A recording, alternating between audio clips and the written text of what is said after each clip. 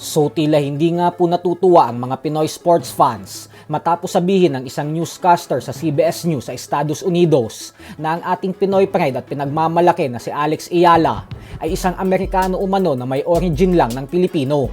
Alex Ayala is an American of Filipino origin. She's not a Canadian. So why is she getting all this attention, do you think?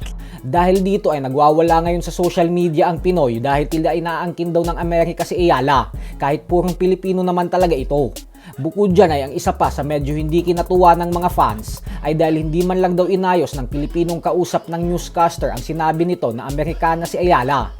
Ang tanong po kasi ng newscaster ay bakit daw ba sa palagay nito ay ang Amerikanong may lahing Pinoy na si Alex Ayala ay nakakakuha ng matinding atensyon sa mga tao.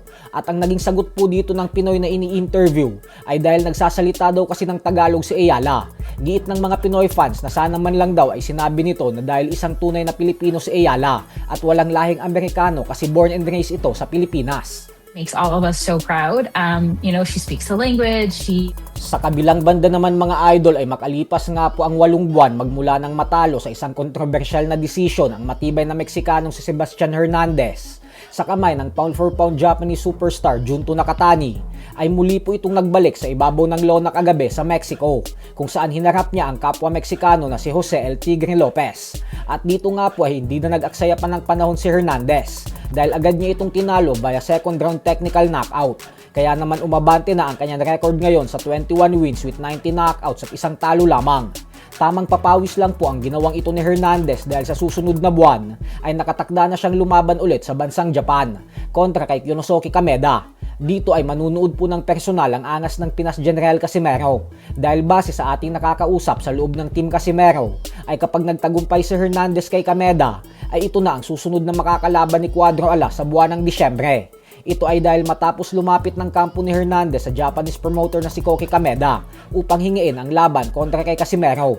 Ibinunyag po kasi ni promoter Kameda na gusto daw makasagupan ni Hernandez si Casimero nang dahil sa kagustuhan nitong ipagigante ang kanyang kababayan na si Luis Neri matapos itong talunin ni Cuadro Alas via 4th round knockout. Kaya naman mabigat na laban din po ito para kay Casimero kung magkataon.